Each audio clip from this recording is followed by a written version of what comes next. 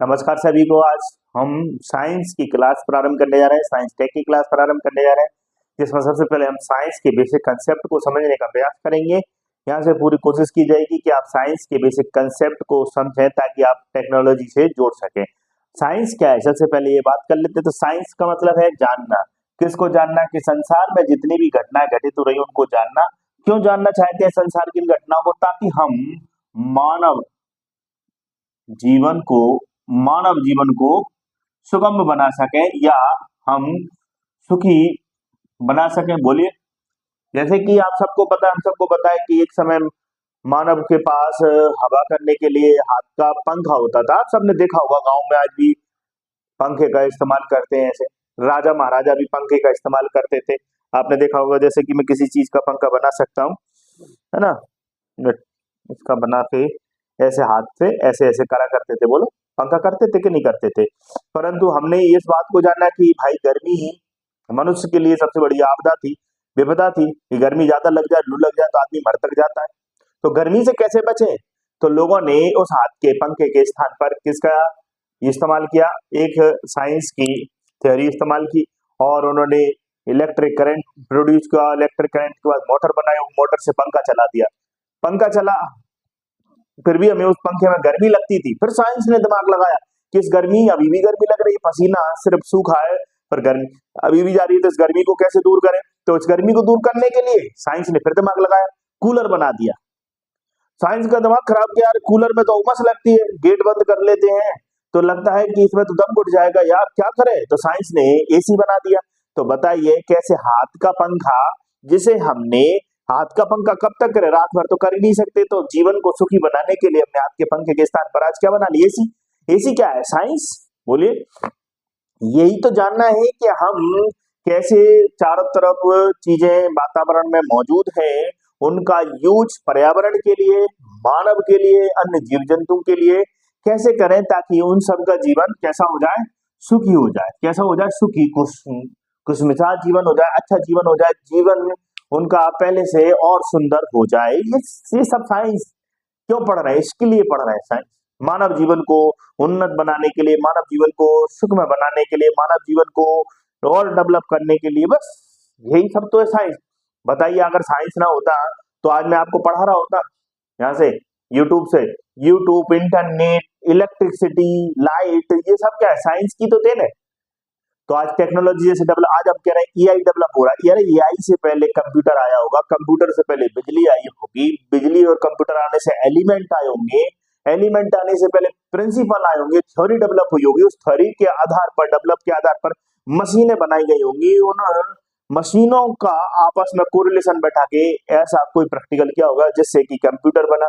बोलिए, आज क्या हम मंगल ग्रह पर, चंद्रमा पर, शुक्र ग्रह पर जा सकते थे क्या? बोलिए, नहीं जा सकते थे ना। आज हम गगनयान जैसे मिशन बना रहे हैं, इसरो जैसी, डीआरडीओ जैसी संस्थाएं भारत में मौजूद है जो क्या कर रही है? अंतरिक्ष में जाकर काम कर रही है। जो डीआरडीओ जैसी संस्थाएं जो क्या बना रही है? अस्त्र शस्त्र बना रही है। तो ये सब कैसे संभव हो रहा? साइंस के कारण। अगर हमें न्यूटन के गति का तीसरा नियम ही नहीं पता होता, बोलिए, दूसरा नियम पता नहीं होता, पहला नियम पता नहीं होता, तो कैसे हम गति संबंधित मशीनों, उपकरणों का, एलिमेंट्स का हम निर्माण कर पाते? बोले, अभी भी आदि मानव का जीवन जी रहे होते। बोले, कैसे हम उड़ पाते? बोले, आज हम उड़ पा रहे हैं, उड़ना संभव हुआ हमारा जीवन में। ये सब साइंस ही तो है। आज हम यहाँ माइंड लगा कर आपको पढ़ा पा रहे हैं, ये सब साइंस है। तो साइंस क्या है? हमारे जीवन में चीजों को जानना चाहते हैं हम, ताकि हम वो उपकरण बना सकें, वो मशीनें बना सकें और उस ज्ञान का हम उपयोग कर सकें, जिससे कि हम मानव जीवन को पहले से ज्यादा सुखी और सब बना सकें। बोलिए, लोग पहले बैलगाड़ी पर चलते थे, घोड़ा गाड़ी पर चलते थे, ऊंट गाड़ी, भैंसा गाड़ी पर चलते थे, हड़प्पा सभ्यता के लोग। बोलो, आज देखो हम चल ही नहीं रहे, उड़ भी रहे मानव। बोलिए, साइंस का ही तो कमाल है भाई। तो साइंस मतलब जानना कि हम उड़ कैसे सकते हैं संसार में जितने भी। तो ये सब क्या है? साइंस। ठीक है। साइंस को भी, विज्ञान को भी, जानने को भी हमने दो भागों में डिवाइड किया है। इसकी भी टू टाइप्स है, नेचुरल साइंस और फिजिकल साइंस। नेचुरल साइंस मतलब प्रकृति के आसपास, प्रकृति के पास क्या है? प्रकृति के पास दो चीजें सबसे महत्वपूर्ण है, जो कि जंतु और जीव और वनस्पति। जंतु, जीव और वनस्पति। वनस्पति विज्ञान मतलब चारों तरफ हमारे एनवायरमेंट में कितनी सारी वनस्पतियां हैं, क्या क्या है, इन सबको जानना। क्योंकि हम देखते हैं कि वनस्पति जो है, पेड़ पौधे है, उनकी अगर हम संरचना के बारे में, उनके जीवन के बारे में नहीं पढ़ेंगे तो हम कहाँ जीवित रहेंगे बोलिए। क्योंकि आपको लगता है कि आने वाले समय में हम अपने तरफ से ऑक्सीजन बना लेंगे और कार्बन डाइऑक्साइड तो छोड़ ही रहे हैं हम, और ऑक्सीजन बना के हम एनवायरमेंट को संभाल लेंगे, तो ये संभव नहीं है। पेड़ पौधे ही हैं जिनसे हमें ऑक्सीजन मिलता है, खाना मिलता है, और ये पेड़ पौधे ही हैं जिनसे कि हमें एनवायरमेंट संतुलित प्राप्त होता है। तो पेड़ पौधों के बारे में कि इनकी उत्पत्ति कैसे होती है, पहला पौधा कहाँ कैसे उगा, उसकी संरचना क्या है, कैसे पेड़ पौधे अपना खाना बनाते हैं, कैसे वो सांस लेते हैं, कैसे आपस में इंटरेक्ट होते हैं, और उनको डिस्ट्रॉय करने से क्या प्रभाव पड़ेगा। जैसे कि अभी आपने देखा कभी भारत के एक प्रदेश में बाढ़ आई हुई है और बाढ़ आपदा में परिवर्तित हो गई, क्योंकि वहां सबसे बड़ा कारण था बाढ़ आने का बादल फटना। हमारे हाथ में नहीं है, पर बादल फटने के बाद उससे जो पानी या मलबा है उसको हम बांध के रखें, उसको बाढ़ के स्वरूप में ना परिवर्तित हो। तो इसलिए जरूरी है कि हम वहां पर पेड़ लगाए रखें, और वहां बड़े स्तर पर देवदार के पेड़ लगे हुआ करते थे, परंतु लोगों ने अपने रेस्टोरेंट ओपन करने के लिए, लोगों ने डेवलपमेंट के नाम पर बड़े स्तर पर पेड़ों को काट दिया, जंगलों का नाश कर दिया, और आज आप देखिए कि बादल फटने की घटनाएं क्या पहले नहीं होती थी, पहले होती थी पर बाढ़ नहीं आती थी, क्योंकि वहां प्रकृति अपने आप में संतुलन बनाए बैठी थी। परंतु साइंस ने सोचा कि प्रकृति के साथ छेड़छाड़ करें, यही तो जानना है। वनस्पति विज्ञान में यही जानना है, जंतु विज्ञान में, कि हम अगर प्रकृति या पर्यावरण के साथ छेड़छाड़ करेंगे तो फिर हमें वो मौका नहीं देगी। याद रखना 2013 में भी उत्तराखंड में बाढ़ आई हुई थी। तो हमें ये जानना है कि साइंस क्या है, इसके पीछे कारण क्या है। किसी भी संसार में कोई घटना घटे तो इसके पीछे कारणों को जानना, क्रमबद्ध तरीके से, एक के बाद ये, इसके बाद ये आएगा, इसके बाद ये आएगा, एक के बाद दो आएगा, दो के बाद तीन आएगा, ऐसा नहीं कि तीन के बाद सीधा 10 पढ़ लिया जाए, उसको हम साइंस नहीं कहेंगे। अर्थात साइंस का मतलब ये है किसी चीज को ऐसे जानना कि उसके पीछे बैकग्राउंड क्या है, उसका बेस क्या है, उसके पीछे कॉज क्या है, कॉज और वर्क के बीच में, कॉज और जो घटना घटित हो रही, इंसिडेंट हो रहा है, उनके बीच में रिलेशन बनाना कि भाई क्या इसके, इस कार्य के पीछे क्या कारण है, और हम उस कारण को कैसे मिनिमाइज कर सकते हैं, हम कैसे मानव जीवन को। अब बताइए, इस साइंस को जान लिया होता कि भाई हमें डेवलपमेंट ऐसी जगह नहीं करना है जो कि प्राकृतिक रूप से बहुत ही ज्यादा संवेदनशील है, हार्मफुल हो जाएगी हमारे लिए परिस्थितियां, परंतु हमने जानकर भी अनजान बने, हमने साइंस के नियमों का उल्लंघन किया। देखिए आज प्रकृति ने हमारे साथ क्या किया। तो चारों तरफ जितनी भी एनवायरमेंट में कार्य हो रहे हैं, घटना, और उनको जानना ही साइंस है यार। हम पानी पी रहे हैं, एनर्जी मिलती है, साइंस है। पानी के अंदर H2O है, ये साइंस है। बोलिए पानी कहाँ से आया, कैसे हमारे यहाँ बाष्पीकृत होकर बादल बनते हैं, और बादल से फिर बूंद ग्रेविटेशनल फोर्स के आधार पर भारत फिर से पृथ्वी पर आती है, यही साइंस है। बरसात कैसे होती है, साइंस है। हवा कैसे चलती है, साइंस है। हम सांस कैसे लेते हैं, साइंस है। हमारे लिए कौन कौन सी चीजों की आवश्यकता है, ये साइंस है। बोलो चारों तरफ रात में सो रहे हैं तो साइंस है। बोलो दिमाग में केमिकल प्रोसेस हो रहे हैं तभी तो सो पा रहे हैं, अगर नहीं होती, रासायनिक क्रियाएं नहीं होती हमारे दिमाग में, रासायनिक क्रिया, तो हम सो ही नहीं पाते। कई लोगों को रात में नींद नहीं आती, क्यों? क्योंकि वो तनावग्रस्त, अवसादग्रस्त, सोच से, चिंता से ग्रस्त हो जाते हैं। इसलिए रासायनिक, उसने क्या किया, साइंस के विरुद्ध, कई बार हम साइंस के विरुद्ध काम करते हैं तो हमारे ऊपर उसका विपरीत प्रभाव पड़ता है। यही तो जानना है कि भाई ये आदमी बीमार कैसे हुआ, ये आदमी अच्छा कैसे होगा, ये औषधि कैसे बनेगी, यही तो सब रसायन में पढ़ते हैं। अणु परमाणु के संगठन, उनके एलिमेंटों के रिलेशन आपस में, उनके रिएक्शन आपस में, उनके चेंज कैसे हो रहे हैं, ये सब किसमें पढ़ते हैं, रसायन में। और भौतिकी में कि भाई हम क्या है, हम एक मैटर है। मैटर क्या हो, कि हम स्पेस, हमारे पास स्पेस, हम चारों तरफ स्पेस ले रहे हैं, और साथ में हमारा क्या है, द्रव्यमान। द्रव्यमान का मतलब क्या होता है बताइए, मात्रा, किलोग्राम, 2 किलोग्राम, 3 किलोग्राम, उसे मात्रा कहते हैं। कई बार द्रव्यमान और वेट में कोई व्यक्ति अंतर नहीं कर पाता, तो याद रखें द्रव्यमान और बोझ अलग होता है। बोझ मतलब हम पृथ्वी पर बोझ है, नहीं कहते तुम पृथ्वी पर बोझ हो, तो पृथ्वी पर बोझ है मतलब हमारे पास जो मात्रा है उसमें ग्रेविटेशनल फोर्स का क्या कर दीजिए, ग्रेविटी का क्या कर दीजिए, मल्टीप्लाई कर दीजिए, अपने आप बोझ बन जाएगा। तो किसी का बोझ निकालने के लिए उसके पास जो मात्रा है, भाई किसी का वेट नापा, आपने बोला कितने ग्राम, कितने किलो के हो, भाई 70 किलो वजन है, उसमें ग्रेविटी का मल्टीप्लाई कर दीजिए, पता चल जाएगा कि पृथ्वी पर कितना बड़ा भार है, बोझ है ये आदमी। बोलो, तो याद रखें विज्ञान के दो, प्राकृतिक विज्ञान और भौतिकीय विज्ञान। इसको हम नेचुरल साइंस को फिजिकल साइंस कहते हैं।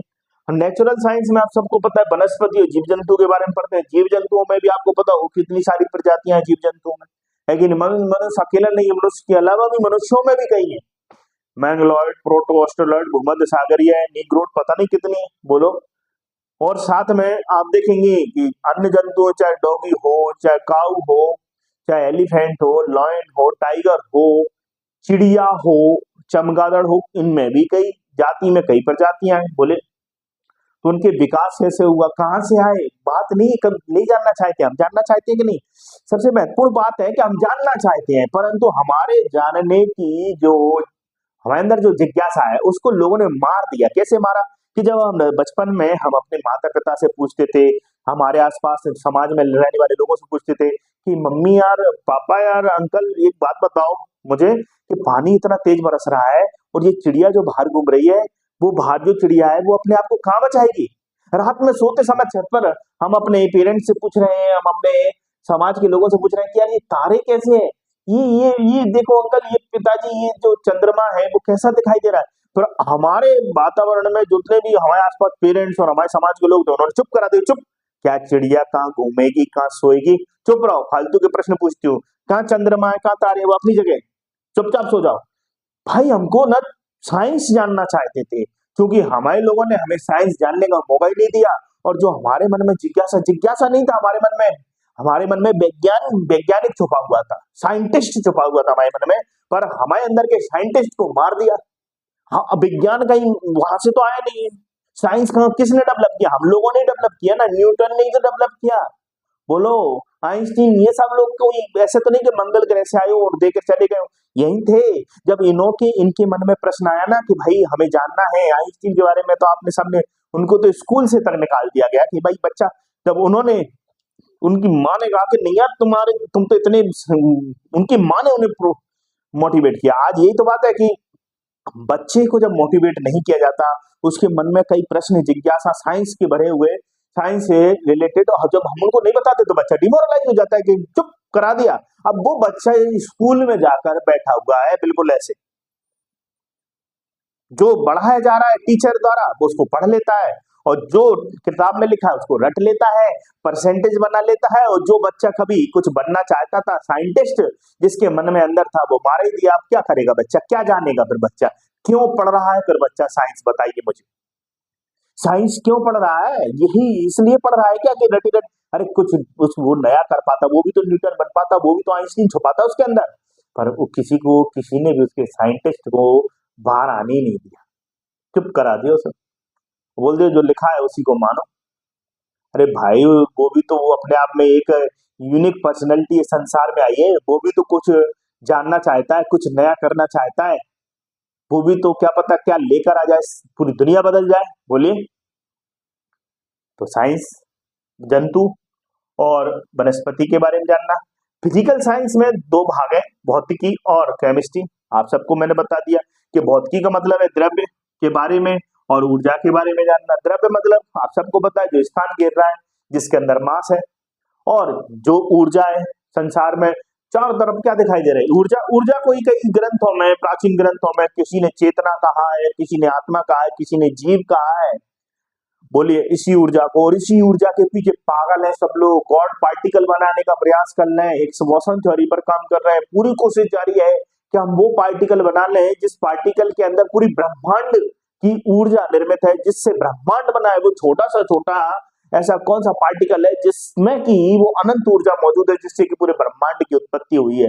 क्योंकि ऊर्जा मतलब क्या है, वो क्षमता, कैपेबिलिटी, वो एबिलिटी जो हमें कार्य करने के लिए, जो किसी व्यक्ति, भाई आदमी मरा पड़ा है, ऊर्जा नहीं है, मर गया, मतलब उसके अंदर आत्मा, चेतना हम कोई भी कह सकते हैं, या जिंदापन या जीवित, वही था ना, अर्थात उसके अंदर साइंस था, कुछ था उसके अंदर जो चला गया, अर्थात एनर्जी चली गई, इसलिए वो आज मृत है, बोलो। और जो आदमी बोल रहा है, चल रहा है, मोशन में है, कुछ कर रहा है, मतलब उसके अंदर कैपेबिलिटी है, जिसके अंदर एबिलिटी है, कैपेबिलिटी है, जिसके अंदर क्षमता है, उसको हम ऊर्जा कह रहे हैं। और जो नहीं कर पा रहा उसको हम कहते हैं कि तुम्हारे अंदर तो ऊर्जा की कमी है, मतलब वो कुछ कर नहीं रहा, अर्थात वो स्थिर अवस्था में, ऊर्जाहीन कहते हैं। और द्रव्य मतलब जो हम सबको पता है कि जितनी चार तरफ पदार्थ है, ये बाटल भी है द्रव्य। बोलिए इसके अंदर जो पानी है वो भी द्रव्य है। बोलिए इसको सबको किस में पढ़ते हैं? फिजिक्स में पढ़ते हैं।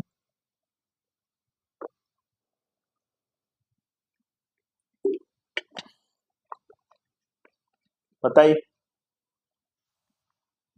ये द्रव्य है कि नहीं? और पानी पानी अगर पानी मैटर है तो स्थान घेर रहा है उसका खुद kilogram, 2 kilogram, 3 kilogram, 2 litre, 3 litre, उसकी द्रव्यमान भी मास भी है और उसमें एनर्जी मिलती है। पानी पीने से, ग्लूकोज पीने से एनर्जी मिलती है। परंतु रसायन में हम क्या पढ़ते हैं कि पानी के अंदर क्या है? H2O, इससे में हमको एनर्जी मिल। आपने देखा होगा खाना खा लिया, आनंद आ गया खाना खा के, आनंद आ गया और ऊर्जा भी आ गई। आप अभी तक ऐसे ही पड़े हुए थे आलस टाइप के, जैसे ही खाना खाया एनर्जी एनर्जी आ गई, चलो अब जो काम करें वो जो करना है, चलो मिलकर काम करते हैं, बहुत एनर्जी आ गई, कुछ भी कर लेंगे। अभी भूखे थे तो शांत पड़े थे, तो ये भौतिकी में पढ़ते हैं। परंतु आपको ऊर्जा किससे मिली? उसके अंदर, भोजन के अंदर क्या था? तो कोई कहेगा कार्बोहाइड्रेट, रासायनिक विज्ञान, रसायन के जो वैज्ञानिक हैं वो कहेंगे इसके अंदर कार्बोहाइड्रेट था, और अंदर चले जाएंगे कार्बोहाइड्रेट अर्थात इसके अंदर कार्बन, हाइड्रोजन और ऑक्सीजन से युक्त एक सूत्र था, संरचना थी। क्या संरचना थी? ये संगठन क्या था, क्या गुण था? C6H12 O6, अरे वाह! और इसी से हमारा शरीर बना है, कार्बन, हाइड्रोजन और ऑक्सीजन की मात्राओं से। ओ नो, इसी को रसायन बोलेंगे। I know, yes. तो ये सब कहाँ पढ़ते हैं? ये कहाँ पढ़ते हैं? रसायन में। कि भाई वो पदार्थ के अंदर चीज वो खट्टा क्यों है, मीठा क्यों है? कार्बन, हाइड्रोजन, नाइट्रोजन, हमारे शरीर में तांबा, जिंक, फॉस्फेट, ये क्या है, लोहा, ये सब चाहिए हमको। ये सब किस में पढ़ते हैं? रसायन में। और हमारा शरीर द्रव्य है, मैटर, स्थान घेर रहा है, हमारे अंदर ऊर्जा है, हम बोल सकते हैं, हम इतनी देर में इतना काम कर सकते हैं, ये सब भौतिकी में पढ़ते हैं। बोलिए, तो याद रखें, इतना आपको आज मैंने बता दिया बेसिक कि विज्ञान को हम सेंटिया, एक शब्द है यूनानी भाषा का, जिसमें कि जानना मतलब संसार में जानना, ट्यूबलाइट कैसे जल रही, लाइट कैसे जल रही है, नल से पानी कैसे आ रहा है, कोई भी मोटर गाड़ी कैसे चल रही है, हम कैसे बोल रहे हैं, ये सब जानना ही क्या है साइंस है। जितनी भी संसार में रिएक्शन हो रही है, परिवर्तन हो रहा है, इन सबको जानना ही साइंस है। बोलो, खट्टा मीठा स्वाद और साइंस है। प्राकृतिक विज्ञान और भौतिकी विज्ञान, फिजिकल साइंस और नेचुरल साइंस, दो पार्ट्स होते हैं। मानव के जीवन को सुखी बनाने के लिए और सब बनाने के लिए साइंस और दुनिया को जानने का हम प्रयास कर रहे हैं। जितना जान लेंगे मानव जीवन और सुखमय हो जाएगा। बोलिए, कल तक हम बताइए कहाँ पर रह रहे थे? पेड़ों पर रह रहे थे, फिर गुफाओं में, फिर हमने बड़ी बड़ी बिल्डिंग बनाकर उनमें रहना चालू कर दिया। बोलिए, हम पहले पैदल चल रहे थे, फिर बैलगाड़ी से, फिर हम मोटर गाड़ी से, अब तो हवा मुड़ रहे हैं। बोलिए, पता नहीं और कितने उड़ते रहेंगे।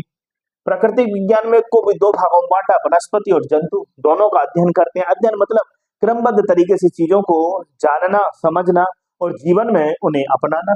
तो वनस्पति विज्ञान में हम देखते हैं कि पौधों की उत्पत्ति कैसे हुई, विकास कैसे हुआ, उनकी संरचना क्या है, बोलिए उनमें परिवर्तन कैसे होता है, उन पर प्रभाव किन चीजों का पड़ता है, उनका इंटरेक्शन मानव के साथ, पर्यावरण के साथ, मिट्टी, जलवायु सबके साथ पड़ते हैं।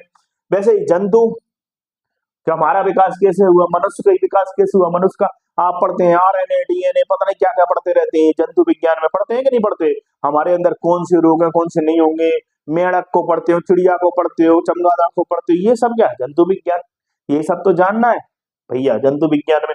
फिर हम भौतिकी में आ जाते हैं तो हम विभिन्न प्रकार के वो प्रिंसिपल पढ़ते हैं जो द्रव्य और ऊर्जा से रिलेटेड है, कि भाई ये मैटर है, ये एनर्जी है, इन दोनों का क्या रिलेशन होगा, इन दोनों के कितने प्रकार हैं। आप देखते हैं कि कई प्रकार की एनर्जी होती है, कार्य करने की क्षमता को, ये सब क्या है, इनकी परिभाषा है जो हम देखेंगे। जूल में नापते हैं, गतिज स्थिति नाप के, रासायनिक, ऊष्मीय ऊर्जा।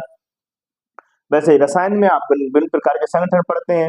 भौतिक रसायन है, अकार्बनिक रसायन है, कार्बनिक, औद्योगिक रसायन, जैव, कृषि और औषधीय विश्लेषित और रसायन है ना। भौतिकी में हम किसको प्रारंभ, सबसे पहले भौतिकी प्रारंभ करेंगे। इसके भी भाग है, यांत्रिक भौतिकी, ध्वनि, ऊष्मा, प्रकाश, विद्युत, चुंबकत्व, परमाणु, इलेक्ट्रॉनिकी, इसको पढ़ेंगे क्रमबद्ध तरीके से। इसके पार्ट है, पहले विज्ञान के पार्ट देखे, प्राकृतिक और भौतिक विज्ञान, फिर प्राकृतिक विज्ञान में भी वनस्पति और जंतु विज्ञान, और भौतिक विज्ञान में, भौतिकी विज्ञान में भौतिकी और रसायन, और भौतिकी में भी 8 शाखाएं, 1 2 3 4 5 6 7 8, इलेक्ट्रॉनिकी तक देखेंगे। वहीं हम रसायन विज्ञान में भौतिकी, रसायन, अकार्बनिक, कार्बनिक, औद्योगिक, जैविक, कृषि, औषधि और विश्लेषित रसायन, इन पर हम चर्चा करेंगे। तो याद रखें, हम पहले भौतिकी को पढ़ेंगे, भौतिकी में इन शाखाओं को पढ़ेंगे, क्योंकि भौतिकी की शाखाओं के अंदर भौतिकी भौतिक विज्ञान को पढ़ते हैं, फिजिक्स को पढ़ते हैं, रसायन की इन शाखाओं के अंदर रसायन को पढ़ेंगे। इसके बाद फिर आएंगे हम वनस्पति विज्ञान पर, फिर आएंगे जलतु विज्ञान पर, और ऐसे ही हमारा पूरा विज्ञान साइंस क्या हो जाएगा, फिनिश हो जाएगा। तो आगे की क्लास में हम किसके साथ मिलेंगे, फिजिक्स के साथ, और फिजिक्स में हम पढ़ेंगे क्या, यांत्रिकी, है ना, मैकेनिकल को समझेंगे कि किस प्रकार से मैकेनिकल साइंस में क्या क्या चीजें होती हैं, सदिश राशि क्या, अदिश राशि क्या है, और विभिन्न प्रकार के एसआई मानक हैं, सीजीएस पद्धतियां हैं, उन सब जानने को, उन सबको जानने का प्रयास करेंगे। आप मन लगा के पढ़ते रहिए, अपने अंदर आग जला के रखिए। याद रखें, एक बालक था, एक बालक जाता है गुब्बारे वाले के पास और कहता है कि मुझे गुब्बारा दे दो, और वो पूछता है कि लाल कलर का गुब्बारा कितनी ऊंचाई पर जाएगा, तो वो कहता है गुब्बारे वाला ये ऊंचाई पर इतनी पर जाएगा, पीला वाला के भी इतनी, तो वो कहता है कि ये सब गुब्बारे, ये वाला भी इतनी ऊंचाई पर जाएगा, काला वाला भी, यस। तो वो गुब्बारा वाला उस अबोध बालक की बात पर थोड़ा हंसता है, मुस्कुराता है, और वो बालक से कहता है कि कितनी ऊंचाई पर जाना है ये गुब्बारे का कलर डिसाइड नहीं करता, बल्कि इस गुब्बारे के अंदर भरी हुई हवा डिसाइड करती है कि गुब्बारा कितनी ऊंचाइयों तक जाएगा। तो हमारे अंदर का जो पर्सनैलिटी है, हमारे अंदर के जो गुण है, जो हमारे अंदर की एबिलिटी, स्किल है, वही हमें ऊंचाइयों तक पहुंचाएगी, और कोई भी चीज हमें पहुंचाएगी। तो जैसे कि मेहनत करना अगर हमारे अंदर है, आगे बढ़कर कार्य करना हमारे अंदर है, लीडरशिप हमारे अंदर है, हमारे अंदर आगे बढ़ने की जिज्ञासा है, हमारे अंदर मोटिवेशन है, हमारे अंदर लक्ष्य के प्रति डेडिकेशन है, फोकस है, तो हम एक बात पक्की है कि हम अपने जीवन में सफलता को प्राप्त कर सकते हैं। ऐसी ही वीडियो आपके जीवन में हम लाते रहेंगे, बनाते रहेंगे। आप भी मेरे साथ शिद्दत के साथ, बिल्कुल डेडिकेशन के साथ, लगन के साथ पढ़ते रहिए। जय हिंद, जय भारत।